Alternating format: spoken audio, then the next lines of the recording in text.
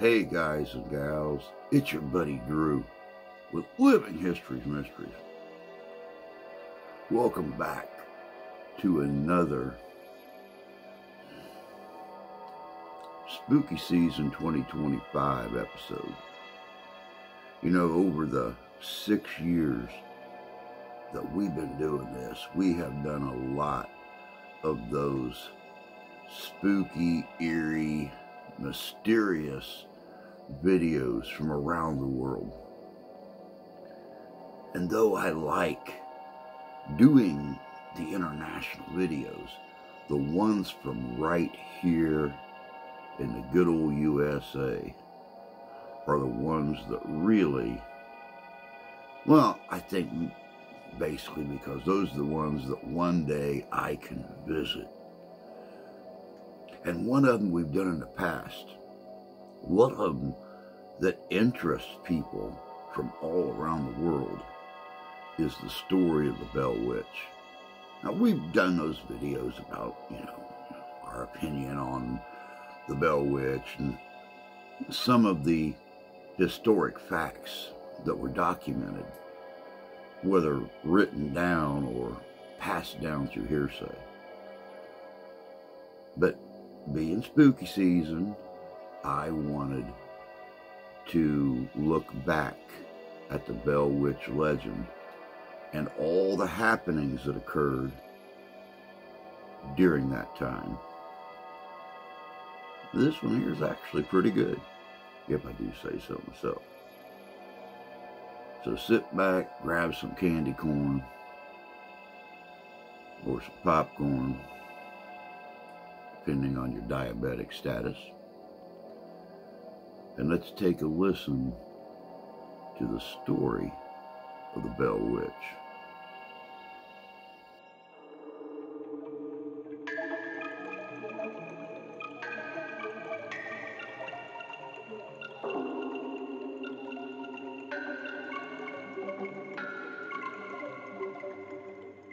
In 1804, John Bell, a farmer from North Carolina, relocated his family to the rolling hills of Robertson County, Tennessee.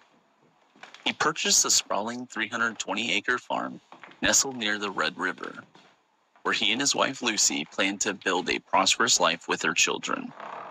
The Bells were a hardworking and respected family in their community, deeply rooted in their Christian faith, which guided their daily lives. For several years, life on the Bell farm was peaceful and fruitful. The family tended to their crops, raised livestock, and enjoyed the tranquility of rural life. Yet, in the summer of 1817, a series of strange and disturbing events began to unravel the Bell family's idyllic existence, leading to one of the most infamous hauntings in American history. One warm evening, as John Bell was inspecting his cornfields, he encountered a strange creature unlike anything he had ever seen. It had the body of a dog but the head of a rabbit, and it stared at him with unnerving intensity. Startled, John fired his rifle at the creature, but it vanished into the twilight, leaving no trace. The bizarre encounter was only the beginning. Shortly afterward, the Bell family began hearing mysterious noises in and around their home. At first, it was just a faint knocking sounds on the walls and doors, but the noises soon escalated. The sounds of chains dragging across the floor, heavy footsteps, and disembodied whispers echoed through the house at all hours of the night. The children, especially young Betsy Bell, began experiencing physical assaults from an unseen force. Betsy's hair was pulled, her cheeks were slapped, and she was punched so hard that bruises formed on her skin. The family was terrified, but their faith kept them strong as they prayed for protection from whatever malevolent force had invaded their home. As the weeks passed, the Bell's family fear grew, and they sought help from their neighbors. Word of the haunting quickly spread, and soon people from all over the region were visiting the Bell farm to witness the strange phenomena. The entity, which had initially communicated only through knocks and raps, had begun to speak aloud, revealing a clear and articulate voice. The spirit identified itself as Kate and claimed to be the ghost of Kate Batts, a neighbor who believed that John Bell had cheated her in a land deal. Kate Matz was still alive, but the spirit insisted it was her vengeful ghost, returned to torment the Bell family. However, the true nature of the entity remained a mystery, and its behavior was unpredictable and often malevolent.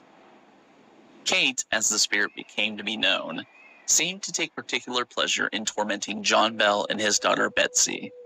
John was cursed with physical ailments, his tongue swelled, and he was struck with mysterious fits. Meanwhile, Betsy's torment continued unabated, with the entity focusing much of its wrath on the young girl. As the haunting continued, the Bell Witch legend began to attract widespread attention. Even General Andrew Jackson, the hero of the War of 1812 and future President of the United States, heard of the strange events at the Bell farm. In 1918, Jackson decided to visit the Bell family with a group of men to investigate the claims.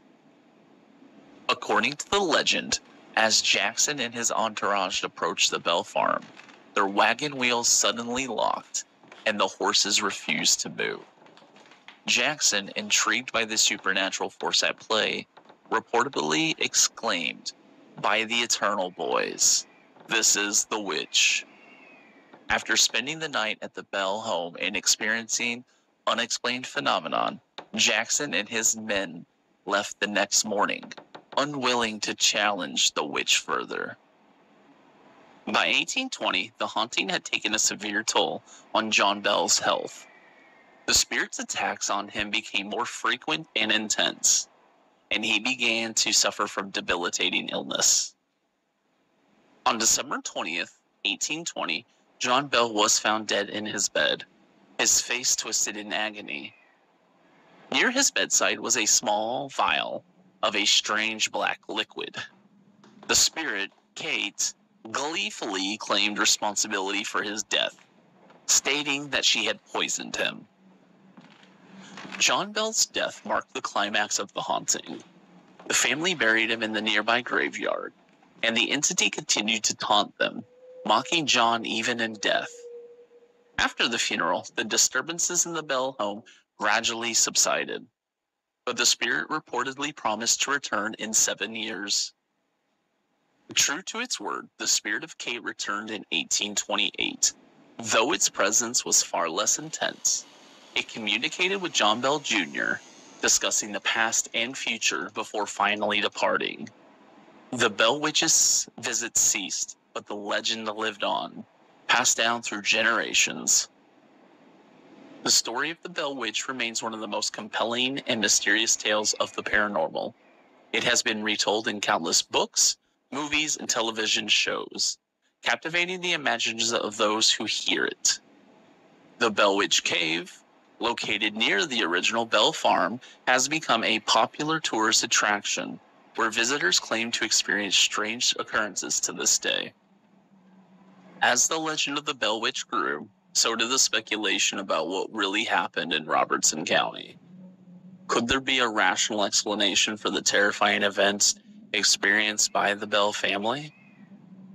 Some historians and psychologists suggest that the events could be explained by mass hysteria, a psychological phenomenon where a group of people experience similar symptoms without a physical cause.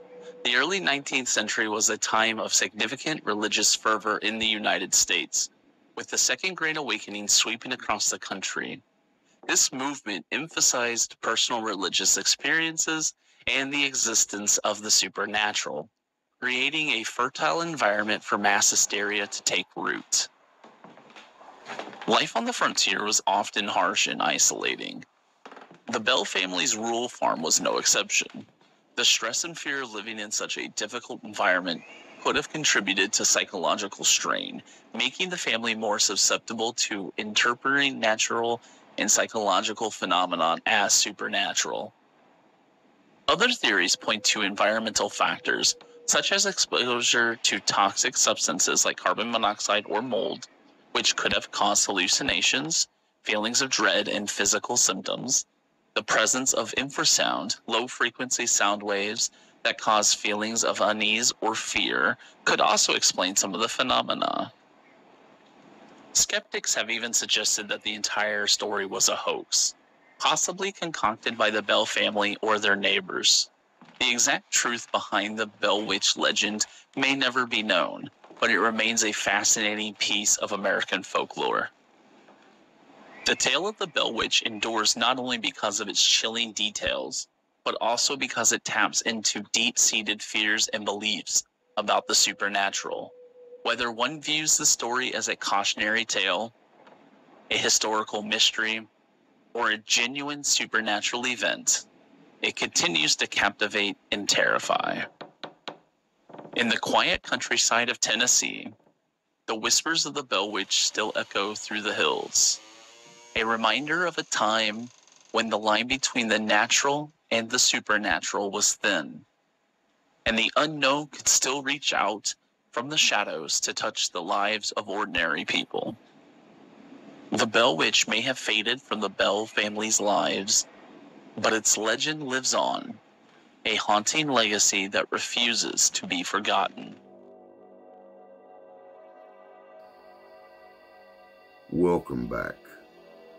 So there you have it. The full story. What is the truth?